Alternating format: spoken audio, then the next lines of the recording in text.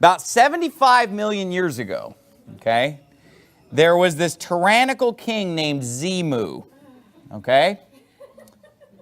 And this tyrannical king Zemu was actually the king over a whole galactic federation. There were a lot of planets involved in this federation. And in fact, each of these planets had about 178 billion inhabitants each, which is pretty substantial, okay? Well, he was voted out of office as being the leader, but before his term of leadership ended, he had this scheme to imprison a lot of these various creatures, these aliens, you know, from these other planets that he presided over. He wanted to get rid of a lot of these beings. So he devised a plan whereby they could be captured and frozen, okay, and then transported to planet Earth, okay? Now, planet Earth in those days was not known as planet Earth. It started with a T. I don't remember what he called it. But anyway, they were transported in these spaceships, but they looked a lot like 1950s airplanes. Because remember, L. Ron Hubbard's coming up with all this in the 50s. So basically, by the way that they lived on these other planets, it was a lot like the United States in the 50s.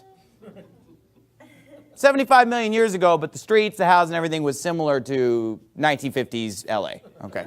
And the planes, he literally said that these spaceships literally looked like and were shaped like, and he named the aircraft of the 50s, you know, of a commercial airliner. So these commercial airliners came to Earth with all these alien beings that were frozen in cryostasis, okay? I feel bad for people who just walked into this sermon and have no idea what I'm talking about. That's what you get for showing up late. But anyway, so, you know, he brings all these beings, right? And he takes them to these, you know, volcanoes around Hawaii. And basically thaws them out. And he sets off these nuclear bombs, which kills them, you know, of course. So he blows them all up with nuclear explosions, but obviously that's not going to get rid of their souls, though. You know, all these billions of alien beings that he brought over, the scum of the galactic universe that he wanted to get rid of. So he brings them over, he blows them all to smithereens with an atomic blast in Hawaii, all right? And then their souls are released up into the air. But he was ready for that. Obviously, he knew that just destroying the body doesn't get rid of the soul. Okay. So he had these giant magnetic devices that would basically act as like a soul vacuum and suck up all the souls of these creatures.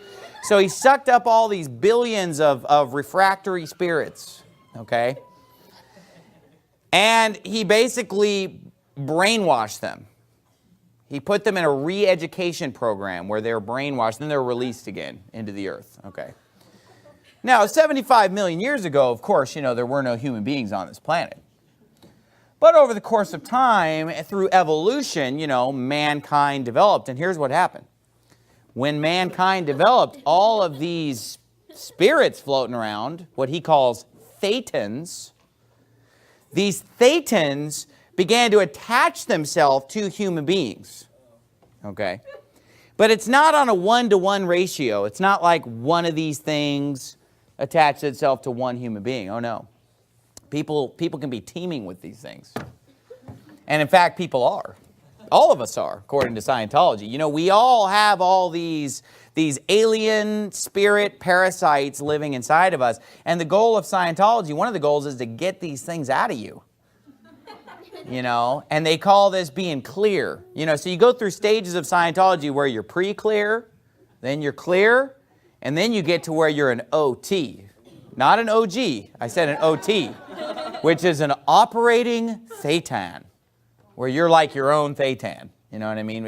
And you're controlling your own destiny. You don't have all these other thetans in you messing with you and creating all these problems in you, okay?